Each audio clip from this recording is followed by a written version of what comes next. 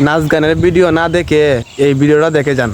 হাসরের ময়দানে 5 ধরনের নারীর দিকে আল্লাহ তাআলা ফিরেও তাকাবেন না এবং প্রিয় নবী হযরত মুহাম্মদ সাল্লাল্লাহু আলাইহি ওয়াসাল্লাম তাদেরকে উম্মত বলে পরিচয় দিবেন না। 5 ধরনের নারী আছে যারা এতটাই কপাল পোড়া যে তাদের বিনা হিসাবে জাহান্নামে পাঠানো হবে। নারীর জন্য 5 ধরনের সাজসজ্জা নিষেধ করা হয়েছে। কোন নারী যদি দুনিয়াতে এই 5টি সাজ কখনো সাজে তার জন্য জাহান্নাম নিশ্চিত, একদম বিনা হিসাবে জাহান্নামে পাঠানো হবে। তাদের কোনো নামাজ রোজা আল্লাহর দরবারে কবুল হবে না। প্রিয় দর্শক, অবশ্যই ভিডিওটি শেয়ার করে দিবেন, মা বোনদের উপকারে আসবে। এবং আপনার ঘরে যদি কোনো নারী এই 5টি সাজে নিজেকে সাজিয়ে রাখে অবশ্যই নিষেধ করবেন। নারীর জন্য ইসলামে 5 ধরনের সাজ হারাম করা হয়েছে। প্রিয় দর্শক, আপনাদের কাছে একটি প্রশ্ন, মান রাব্বুকা, আপনার রব কে? অবশ্যই মুসলিম হলে কমেন্টে উত্তর দিয়ে যাবেন। তো চলুন বেশি কথা না বলে শুরু করি আজকের ভিডিও। একটা মানুষকে আল্লাহ তাআলা কি সুন্দর করে নিখুঁতভাবে বানিয়েছেন, তারপরেও সাজসজ্জার নামে আমরা হারাম পথে চলে যাচ্ছি। তার মধ্যে 1 নম্বরে হলো ভ্রু প্লাক করা। ইসলামে ভ্রু প্লাক করা হারাম ঘোষণা করা হয়েছে।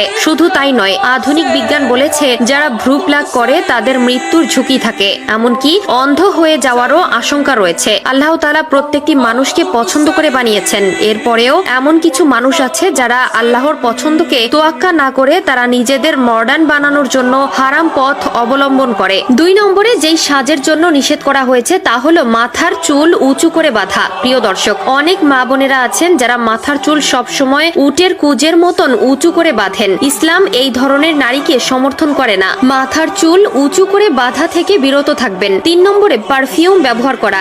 যে নারী সুগন্ধ ব্যবহার করে বাজার ঘাটে চলাফেরা করে তাদের উপর আল্লাহর লানত। তার শরীরের সুবাসে যদি কোনো পুরুষ আকৃষ্ট হয় তার জন্য জাহান্নাম ওয়াজিব হয়ে যাবে। তবে চাইলে আতর ব্যবহার করতে পারেন, তাও শুধু ঘরের জন্য। যদি বিবাহিত হয়ে থাকেন তাহলে স্বামীকে খুশি করার জন্য সুগন্ধি ব্যবহার করতে পারবে, শুধুমাত্র ঘরের ভেতরেই। যেই নারী